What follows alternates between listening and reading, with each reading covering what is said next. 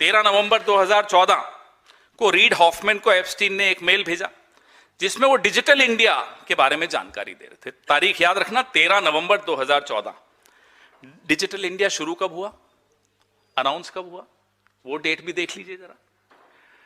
Digital India जुलाई 2015 में शुरू हुआ, यानी कि एप्स्टीन को भारत के नागरिकों से पहले डिजिटल इंडिया की जानकारी हमारे बाबू हरदीप पुरी दे रहे थे। देख रहे हैं आप, हम और आप इस गलतफहमी में हैं कि इस देश की सरकार को एक माई का लाल चला रहा है। इस देश की सरकार को एक दलाल चला रहा था अमेरिका में बैठकर। उस दलाल को पहले बताया जा रहा था कि डिजिटल इंडिया आ रहा है। अरे बोलने से पहले हरदीप पुरी जी, आपका कुछ तो इंटेलिजेंस होगा, आपने यूपीएससी क्वालिफाई किया है साहब।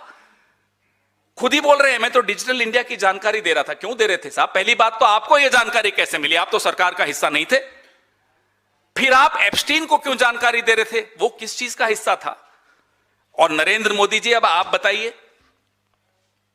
क्या जयशंकर को नकारा आप भी मानते हैं? हम तो मानते हैं।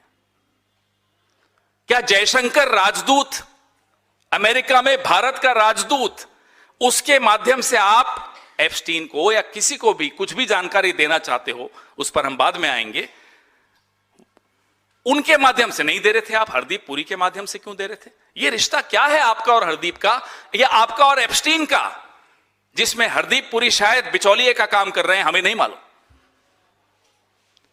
तो हरदीप पुरी डिजिटल इंडिया की बातें कर रहे हैं। डिजिटल इंडिया की घोषणा होने से पहले किससे बात कर रहे हैं साहब? एप्स्टीन से। बताइए, हैरान हो जाने वाली बात है या नहीं?